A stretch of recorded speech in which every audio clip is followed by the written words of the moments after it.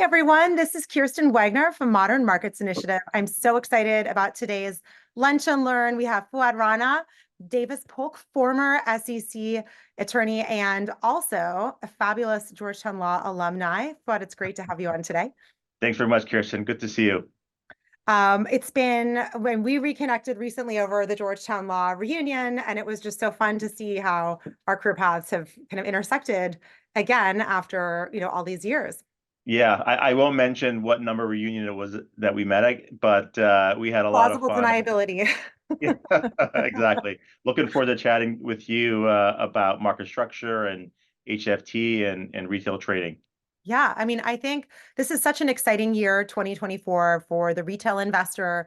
We're seeing again historic highs in retail investor participation. I think the most recent studies, it was edging at 60%. About 58% of the public is invested either directly or indirectly in stocks, whether it's directly through a 401k or their own self-directed investment account, or indirectly through a pension fund or other savings vehicle. So that's really exciting. And I think that's evening out to about a $7.7 trillion industry right now. Not peanuts. Yeah. And when you look at the whole ecosystem that supports that, we're talking the ETFs, we're talking automated traders that are doing kind of the plumbing of the markets. We're seeing all these investment advisors and then robo advisors, AI, reg tech. There's just so many sectors that we're going to delve into this season with the MMI Lunch and Learn series. But today, we're going to focus on high frequency trading, automated trading, and some of your expertise and outlook on that industry sector. So thanks again for joining.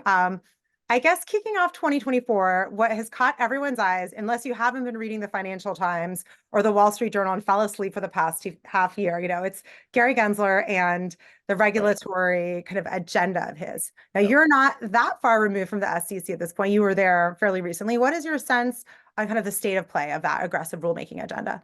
Absolutely. So I spent just some background on me. I spent 12 years at the SEC in the enforcement division. I left less than a year ago. Been at Davis Polk since last summer. Um, and look, we're 3 years into the administration right now, and I think the predictions are coming true. Like this is an unprecedented rulemaking cycle that we're in the middle of right now. And it's unprecedented both in terms of the scope of the rulemakings that are being proposed, but also in the breadth, right? It's covering significant portions of the market, and there's significant overlap, and how that overlap will play out is not entirely clear. If I had to sort of share three observations from my time at the SEC and sort of what I've been observing since the time I've left, I think the first point I would make is this is very much being driven from the top.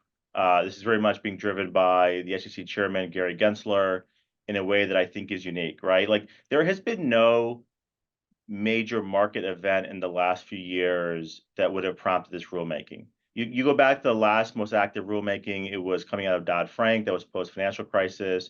There's nothing of that sort here, nor has there been any sort of big clamor from the staff to significantly change the rule book, whether it's ESG or cyber or some of the issues we're going to talk about today involving market structure. And I think that's probably because this chairman has very strong views about the market. I mean, I know, Kirsten, you've been out there speaking about these issues and expressing your views about the chairman's views, but this chairman has very strong views about market structure and the role of large firms in that market structure. And the other point I'd make is this commission has a very different take on the role of precedent. We'll talk about enforcement precedent a little bit and how I think this commission doesn't feel itself constrained by what prior commissions have done in the enforcement space. I think that's equally true in the rulemaking context, right? So even though there have been some rules around for a number of years that market participants have built sort of expectations and practice and custom around, this commission is not reluctant to sort of deviate from that and sort of change direction radically, potentially. And I think some of those changes, from what I understand, are not through rulemaking, but even through changes in like FAQ or more formal processes than the Administrative Procedure Act. And I guess there's a question of, how drastic those exchanges Right. are needing to be in order to warrant a whole APA process. So Yeah.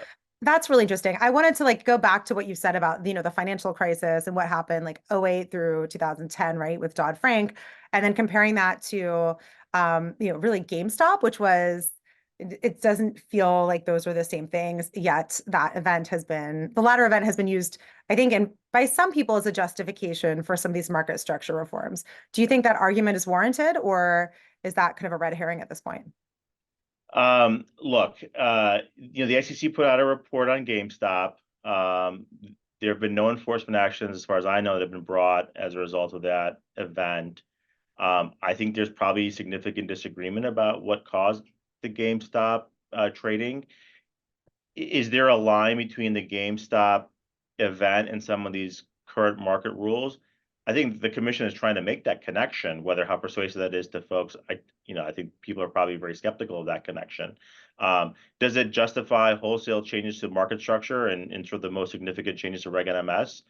I mean, I think you could probably disagree with that proposition, but yeah, I think that's probably a leg on which the current commission is focused on, and that goes to how retail orders are handled in this market by big internalizers and other firms that are playing in that space.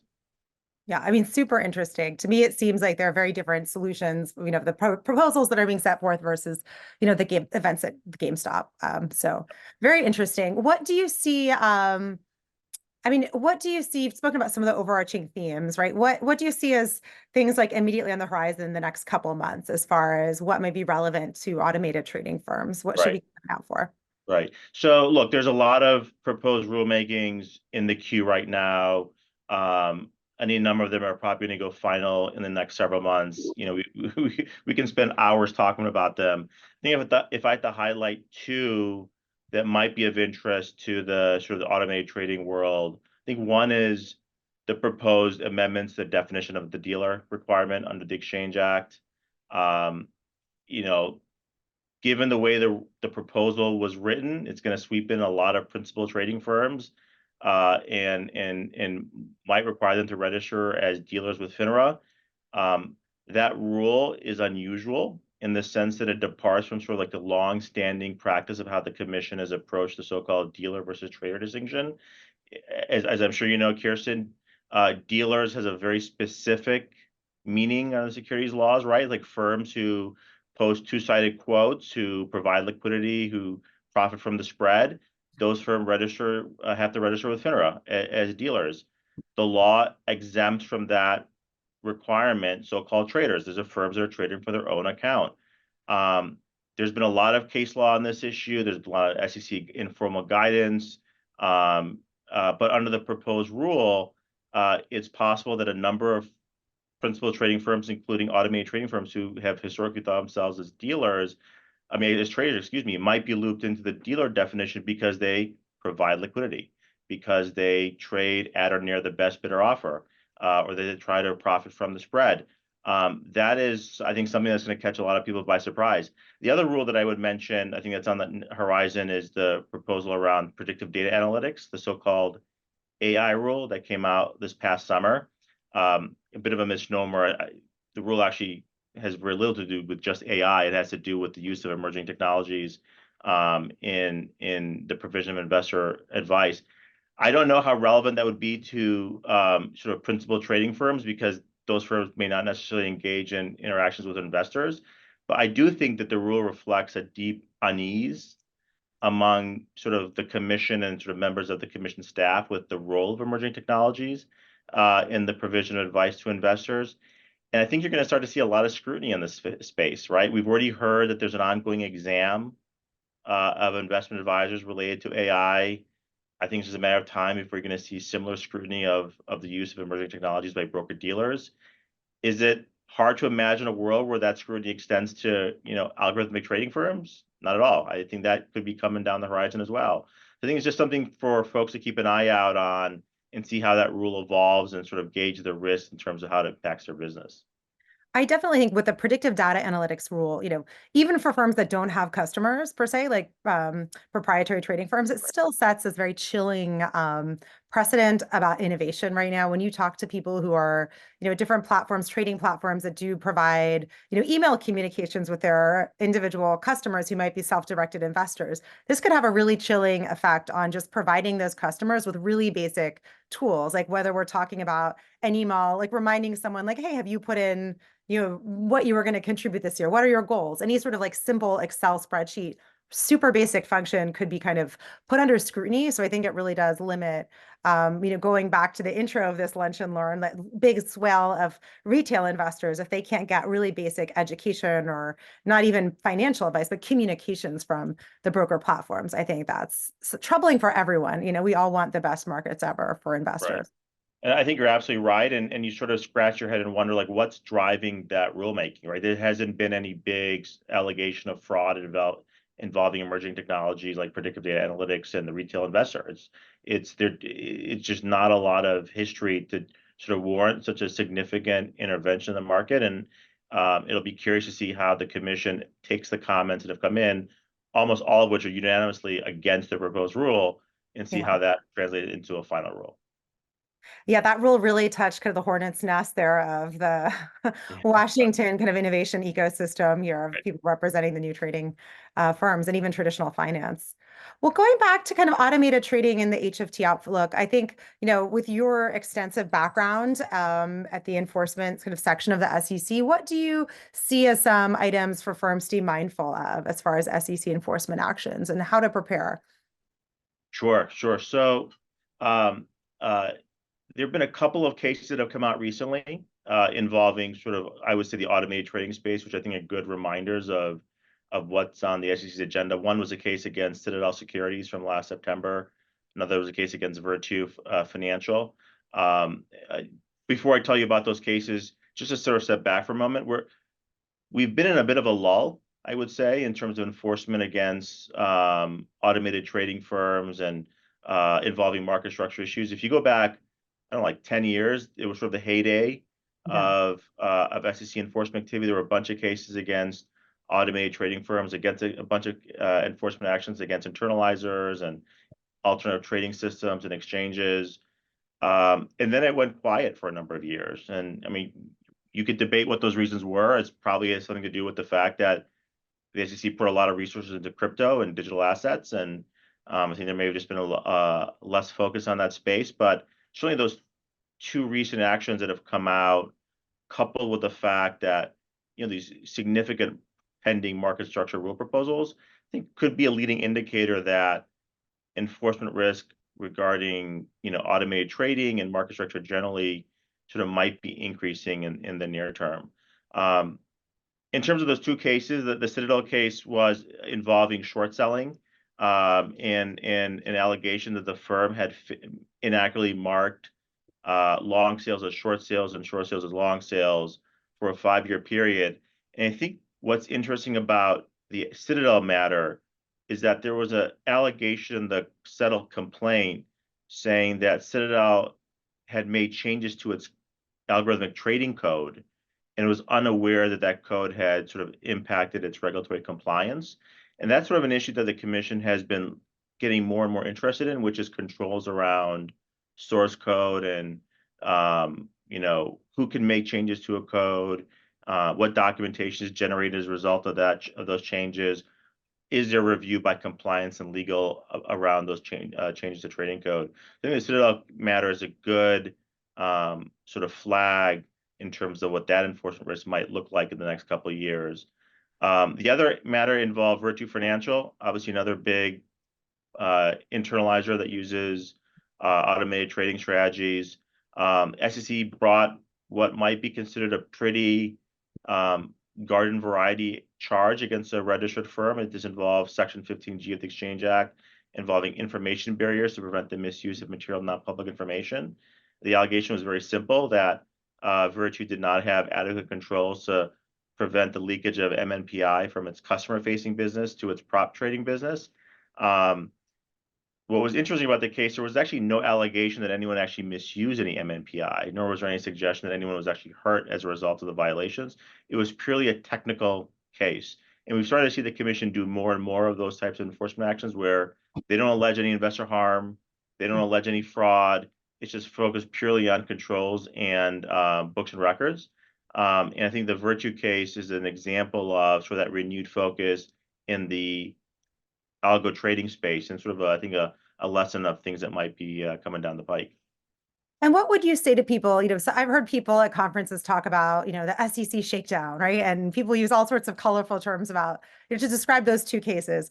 I mean, is this just a shakedown of, I mean, we see these big players who have, some have said some of those firms have criticized Gensler and that this is a shakedown. I'm not saying that's the right perception, but do you get the sense anyone is saying that as well? Or is this kind of across all industry players or more just targeted at some of the bigger, more dominant firms at this point? Yeah, it's a great question, Kirsten. I mean, certainly in the off-channel communication space, where the SEC has been investigating the use of sort of like WhatsApp and iMessaging and sort of non-email communications, like they've sort of charged all the big names. There have been some eye-popping penalties that have been imposed in that case.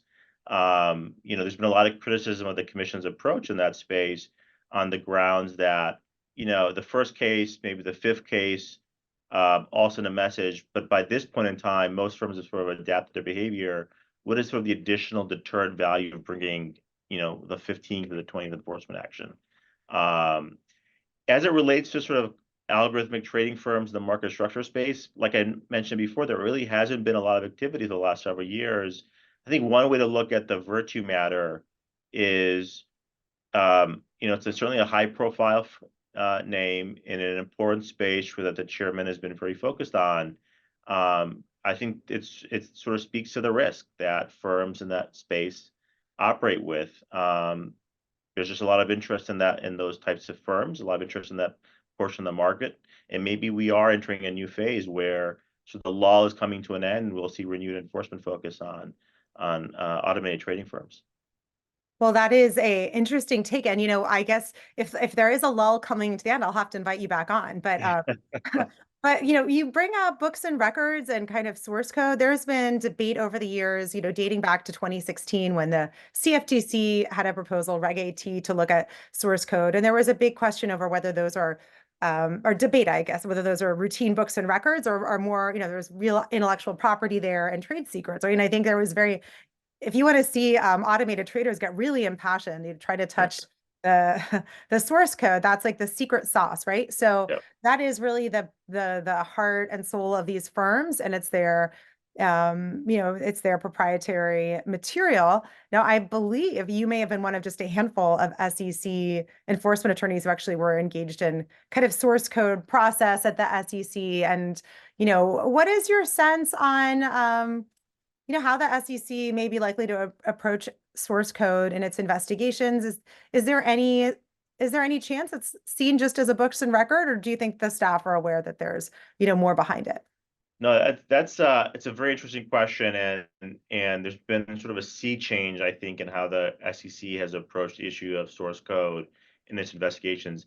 When I joined the agency back in 2011, like the notion that investigative staff would go out and get the code underlying a quantitative trading firm's source code was a foreign concept. I think it was part of the fact that that part of the market was completely new to the commission, but it just was not something that was the typical type of document you would get in an investigation, like an email And you'd or still need a subpoena, just to be clear. Like even exactly, with you need a the subpoena. Yeah, current process is like you still need there's a threshold. exactly. Still need a subpoena.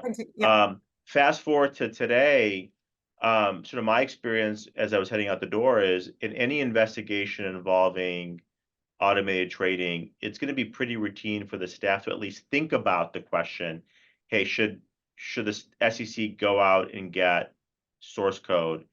Under what circumstances? How would it be relevant? So it's been a big change, certainly in the perceived importance of the code. To your question, is the SEC sensitive to sort of the confidentiality concerns or the secret sauce concerns that firms might have? I think so. I think that's the case. I think the SEC sort of appreciates, at least in my experience, we've been counseling clients now that I'm in the private sector. I think the SEC appreciates the sensitivity around the code, but sort of a blanket refusal by a firm to produce any code will probably be met by skepticism. And so there's going to be negotiation. Not all code is equally sensitive. Code that sort of is at the core of a firm's trading strategy, obviously very, very sensitive, very important. Maybe code around sort of how compliance checks are done before orders go out to the market.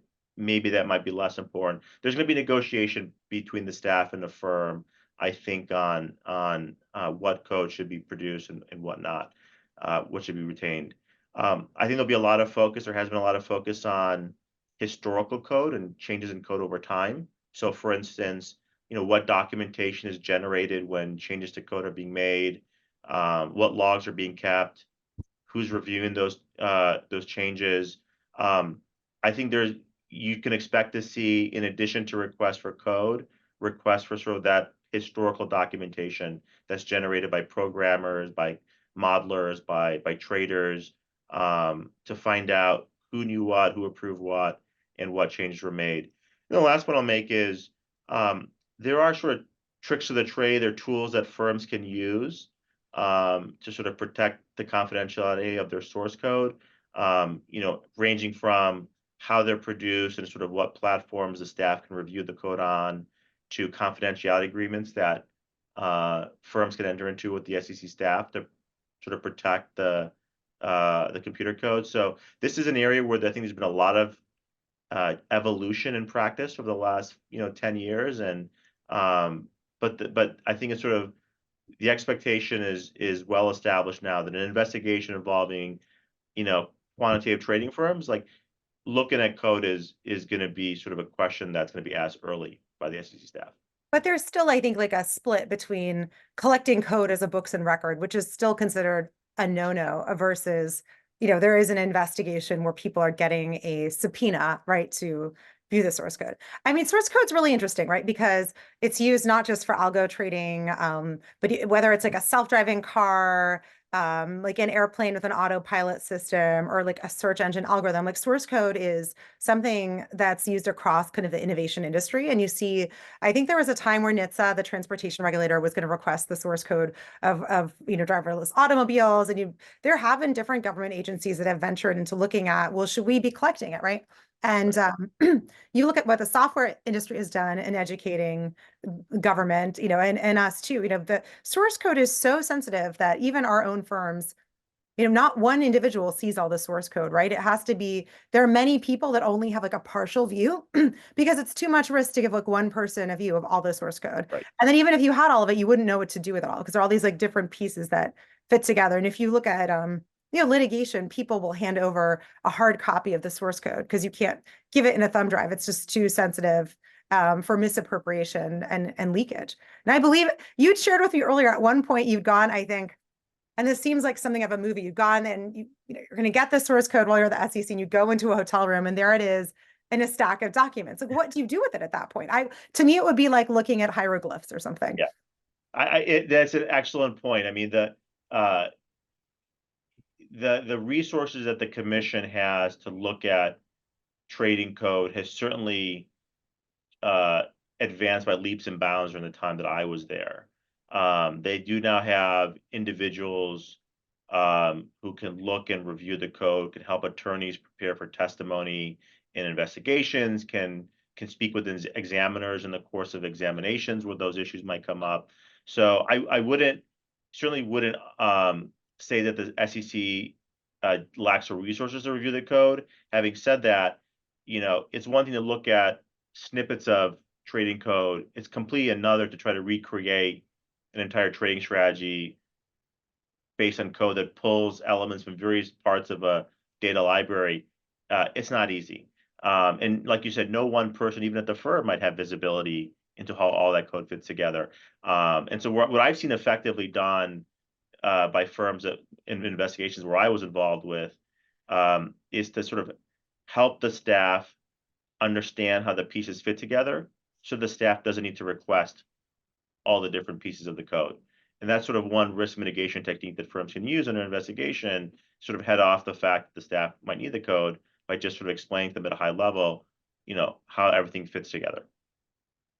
Well, I like your collaborative approach. I think that's easier than, sticking a finger in the eye of the regulator, right? Right. There are times to do that too. Well, thank Okay. you so much for joining today. I hope you'll come back again, and I'm looking forward to the professor on next. We'll be sharing details on that to come. So thank you everyone for joining. Enjoy the rest of your lunch. Terrific. Thanks, Kirsten. Good talking to you. Thanks.